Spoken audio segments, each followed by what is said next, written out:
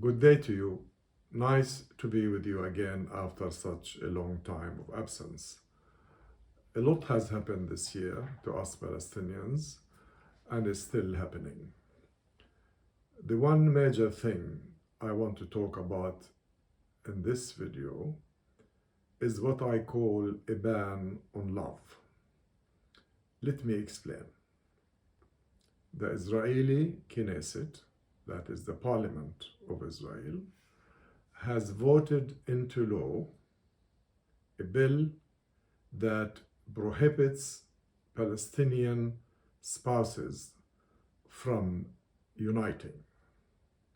Again, allow me please to explain.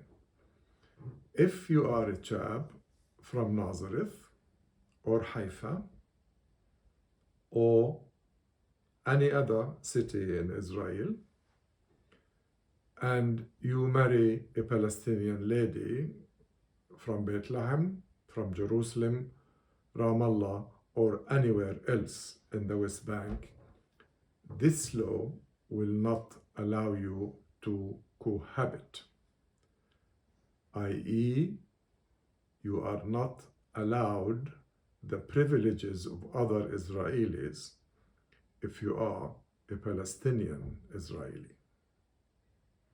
And this is happening now, and it was voted in by a huge majority.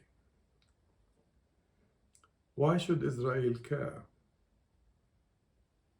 Since the beginning of this year and the latter part of last year, there has been 3 fully extended and comprehensive reports from well-known and respected human rights organizations calling Israel an apartheid state and a war criminal. The latest of which is Amnesty International's 286 pages of it. But of course, the international community, especially the United States of America and its allies, came up immediately against this report, calling Amnesty International anti-Semitic, biased, etc., etc. All that while they use Amnesty International research and archives to reference any other human rights abuses around the world. But it seems the international law and human rights does not apply to Israel. They can do with us what they like with impunity. What shall we, the Palestinians, do? We continue to do what we've been doing for the last 100 years. Resist as much as we could.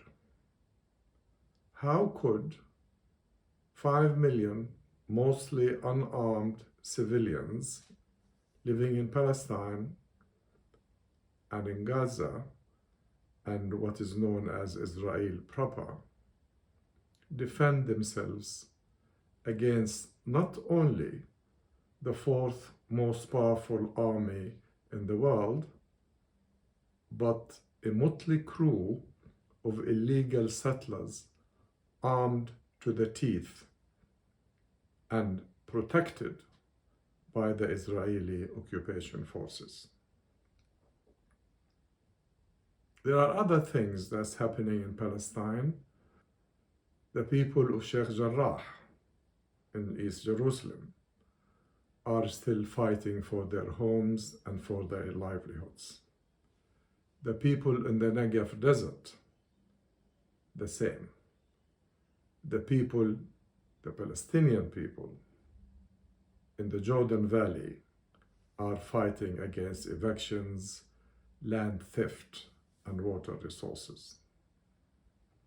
Not only that, Israel is still threatening to do to Gaza what they did to Jenin my hometown, my place of birth, in 2002, when the Israeli army invaded Jenin, closed it totally off, turned off the water, electricity, gas, and communications, and savagely attacked the city of Jenin, especially the refugee camp in Jenin, killing at least 55 people, mostly civilians.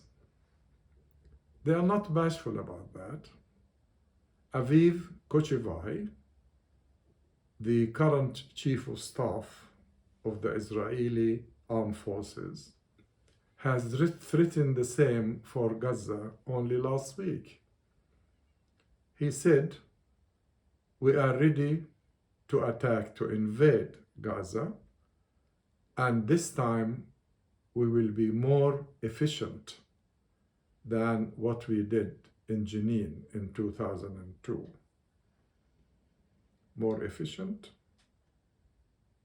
How many people, how many Palestinian men, women, and children, Mr. Kochevai, are you planning to massacre this time? And do you people care? I hope so. Bless you.